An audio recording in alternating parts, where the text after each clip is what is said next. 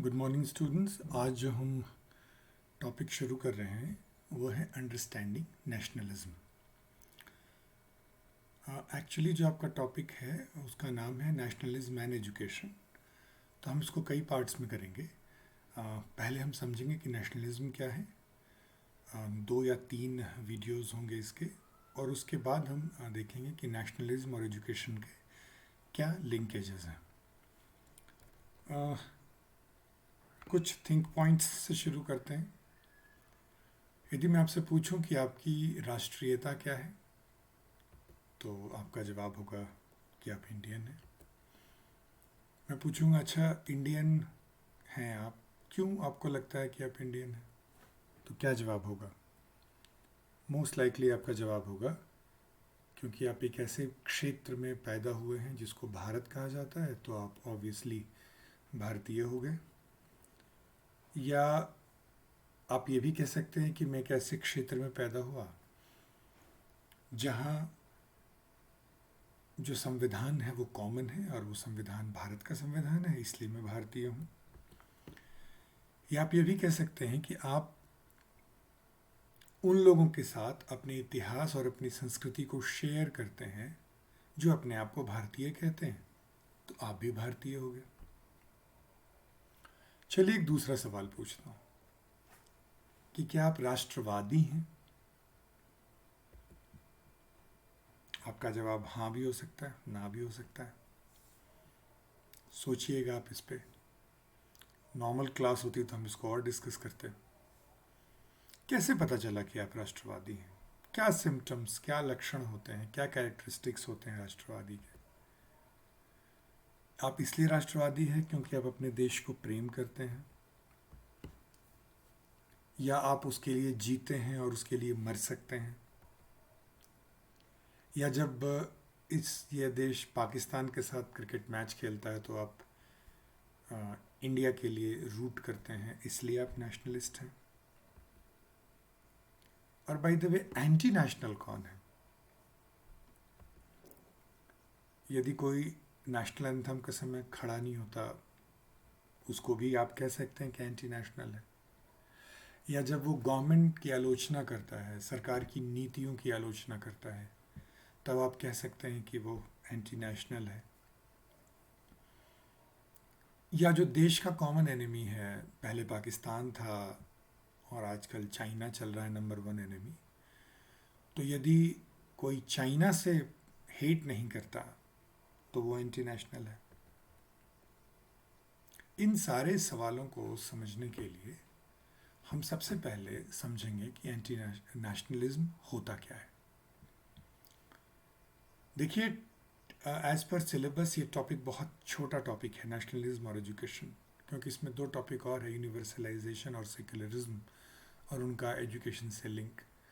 लेकिन मैं जानबूझ करके ये जो विषय है इस पर मैं थोड़ा, मेरी जो चर्चा होगी वो थोड़ी ज़्यादा होगी, क्योंकि मुझे लगता है कि एक नागरिक के रूप में और एक भावी शिक्षक के रूप में आपके कॉन्सेप्ट्स क्लियर होने चाहिए। नेशनलिज्म क्या है, नेशन क्या है, पैट्रियोटिज्म क्या है, जिंगोइज्म क्या है, ये जो सारे शब्द हैं वो आपको बिल्कुल क्लियर होने चाहिए। क्योंकि जब यदि आपको ही क्लियर नहीं होगा तो कल आप अपने विद्यार्थियों के साथ जो आपका बर्ताव होगा या इन मुद्दों पर जो आपकी प्रतिक्रिया होगी उसके लॉन्ग टर्म इम्पैक्ट होंगे।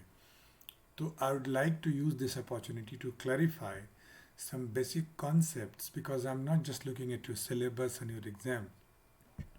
मेरा जो फोकस है कि एक नागरिक के रूप में, एक व्यक्ति के रूप में अपने आप को एक नेशन के लिए आप कैसे बेहतर तैयार कर सकते हैं। तो आइए देखते हैं आखिर नेशन है क्या। नेशियो शब्द से बना है पीपल, लोग। तो लोगों का एक ऐसा समूह जो आपस में कुछ शेयर करते हो, वो नेशन बनाते हैं। एंडरसन के अनुसार मैं कुछ कॉन्सेप्ट्स आपको शेयर कर रहा हूँ। एक दृष्टि से देखें तो नेशन एक इमेजिन्ड कम्युनिटी है, क्योंकि कम्युनिटी की एक जो बेसिक लक्षण है कि हम जानते हैं, एक दूसरे से मिलते जुलते हैं।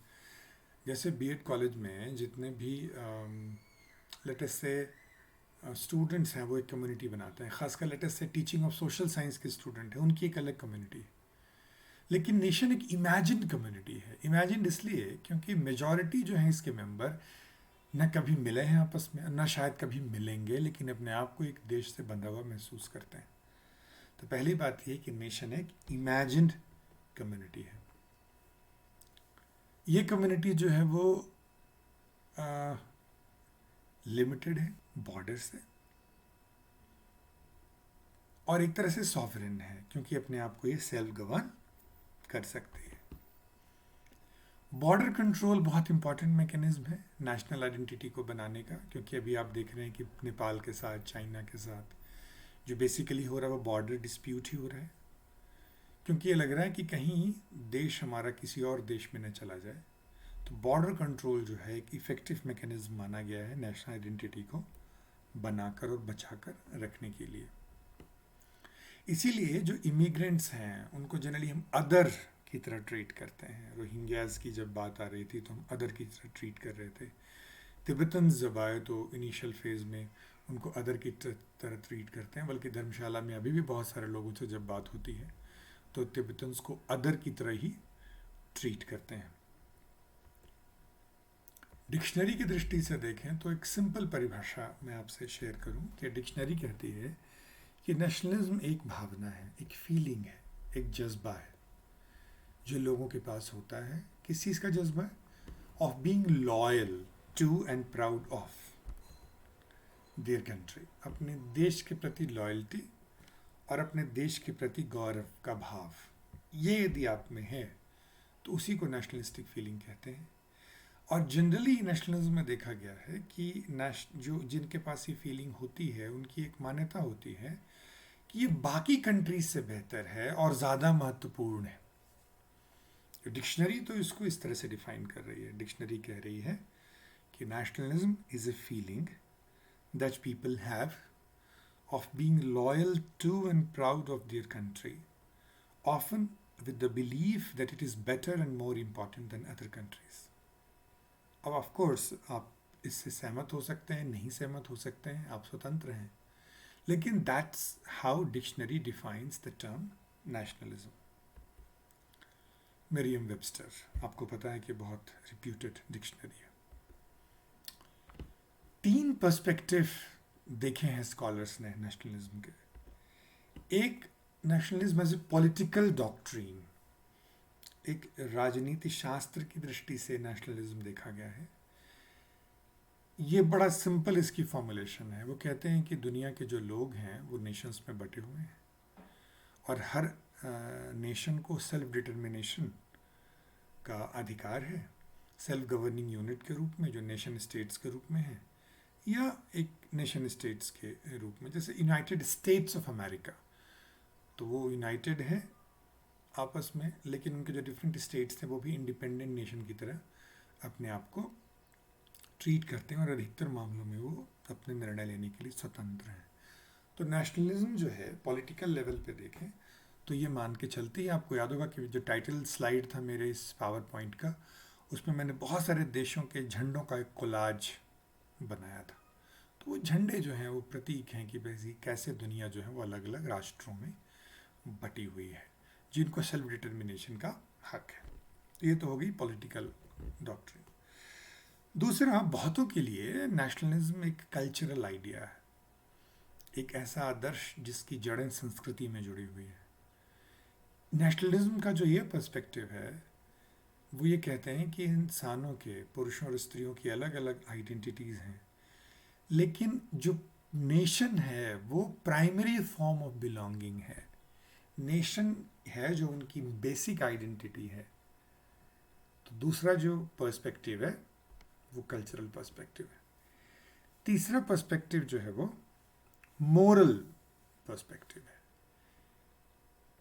एक नैतिक दृष्टि से जो इसकी समझ है वो तीसरा पर्सपेक्टिव है, जहाँ पर उसको एथिक्स से जोड़ा जाता है, हीरोइक सेक्रीफाइस से जोड़ा जाता है, और वहीं पर जस्टिफाई हो जाता है कि अपने देश के हितों की रक्षा के लिए, अपने देश की सीमाओं की सुरक्षा के लिए एनिमीज़ के अगेंस्ट हथियार उठाना, वायलेंस का प्रयोग करना, इंटरनल एनिमीज़ और एक्सटर्नल एनिमीज़, वो जस्टिफाइड है।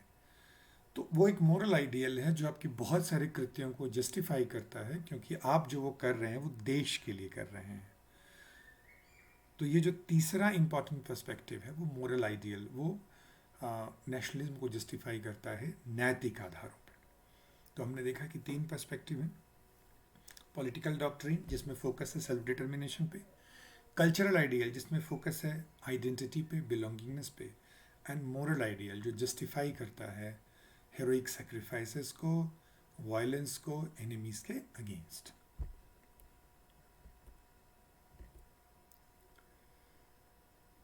तो एक तरह से देखें तो नेशनलिज्म एक आइडियोलॉजी है जो राष्ट्र को जोड़ता है, क्योंकि वो सबको एक कॉमन सेट ऑफ आइडेंटिटीज देता है। मराठी, बंगाली, तमिल, उड़िया, गुजराती, नागा, ये अलग अलग आइडेंटिटीज़ हैं, लेकिन उनको जब हम एक आइडेंटिटी प्रदान करते हैं भारतीयता की, तो वो नेशनलिज्म को देखने का एक तरीका है। तो नेशनलिज्म एक तरह की आइडियोलॉजी है। दूसरा तरीका है देखने का कि नेशनलिज्म एक प्रोसेस है, अपने आप को एक देश के साथ एकाकार करके, उसके साथ जुड़ करके देखने का, और उसके हितों को सपोर्ट करने का, उसके हितों को प्रमोट करने का, और इस तरह से कि उसके दूसरे नेशंस का नुकसान हो जाए तो कोई फ़र्क नहीं पड़ता, क्योंकि अल्टीमेटली हम अपने देश की इंटरेस्ट को प्रमोट करना हमारा एक मोरल दायित्व है। नेशनलिज्म को एक एटीट्यूड के रूप में भी देखा गया है, जो हम अपने देश की पहचान के प्रति जो हमारा रवैया होता है वो भी नेशनलिज्म के रूप में हम देख सकते हैं। और एक एक्शन भी है जो हम पॉलिटिकल सॉवरेनिटी के लिए, जैसे हमारे जो फ्रीडम फाइटर्स थे उन्होंने जो एक्शन लिए वो अल्टीमेटली नेशनलिज्म की वजह से लिए, क्योंकि हमारे पास पॉलिटिकल सॉवरेनिटी नहीं थी, ब्रिटिशर्स के पास थी। तो उनसे छीनने के लिए जो भावना चाहिए थी और उनसे छीनने के लिए जो कार्य, जो कदम उठाए जाने थे वो नेशनलिस्टिक थे। तो अब देखें कि एक नेशनलिज्म को तो हम पॉलिटिकल, कल्चरल और मोरल लेवल पे देख रहे हैं, दूसरा नेशनलिज्म एक आइडियोलॉजी के रूप में भी देखते हैं, नेशनलिज्म एक प्रक्रिया, एक प्रोसेस के रूप में देखते हैं, एक एटीट्यूड के रूप में देखते हैं, और एक सेट ऑफ एक्शंस के रूप में भी हम देखते हैं। और जनरली ये जो कॉन्सेप्ट है नेशनलिज्म का, वो नेशन जो है वो अदर पर ही डिपेंड करता है। यदि हमारे चारों ओर पाकिस्तान, चीन, भूटान, नेपाल, बांग्लादेश ये नहीं हो तो भारत का कोई ऐसे कॉन्सेप्ट उभर के नहीं आता है। तो भारत इसलिए भारत है क्योंकि उसकी सीमाएं हैं जो दूसरे देशों से मिलती है, जो भारत नहीं है। तो जनरली नेशन को हम दूसरे के कॉन्टेक्स्ट में डिफाइन करते हैं। और जैसा मैंने कहा कि ये प्रमोशन ऑफ इंटरेस्ट एक देश का है, वो लेजिटिमाइज कर देता है। खासकर जो बेसिक ऑब्जेक्टिव है वो सेल्फ गवर्नेंस है, सॉवरेंटी है, हम किसी और की नहीं सुनेंगे। और एक नेशनल आइडेंटिटी बनाता है, culture, ethnicity, geographic location, language, politics, religion, tradition, ये एक ही कॉमन इतिहास, इन सारी चीज़ों को मिलाकर एक यूनिटी और सॉलिडारिटी डेवलप होती है। और नेशन के जो ट्रेडिशनल कल्चर हैं उनको भी प्रिजर्व किया जाता है, उनको फोस्टर किया जाता है, और देश की जो उपलब्धियां हैं उसमें प्राइड एक जो है वो डेवलप करने का तरीका है। और जनरली जो है यहाँ पर वो पैट्रियोटिज्म से लिंक है, दिखाने की कोशिश की जा रही है, लेकिन वो डिफरेंट है, जिसके बारे में हम आगे देखेंगे। क्विकली देखिए नेशनलिज्म और पैट्रियोटिज्म में क्या फ़र्क है। देखिए पैट्रियोटिज्म का मतलब है अफेक्शन अपने देश के लिए और उसकी सीमाओं की रक्षा करना। नेशनलिज्म थोड़ा एक्सट्रीम लेवल पे है, वो किसी भी तरह से अपने देश, चाहे वो देश गलत के लिए भी खड़ा हो तो उसके सपोर्ट करना। पैट्रियोटिक पर्सन जो है वो क्रिटिसिज्म को बर्दाश्त करता है, वो पता होता है कि हमारे देश में भी बहुत सारी कमियां हैं और उससे वो कुछ सीखने की कोशिश करता है। लेकिन नेशनलिस्ट अपनी कमियों को भी गुण के रूप में दिखाता है और अपने क्रिटिसिज्म को बिल्कुल ही बर्दाश्त नहीं करता और उसको वो इंसल्ट के रूप में देखता है। आगे की चर्चा हम अगले वीडियो में करेंगे।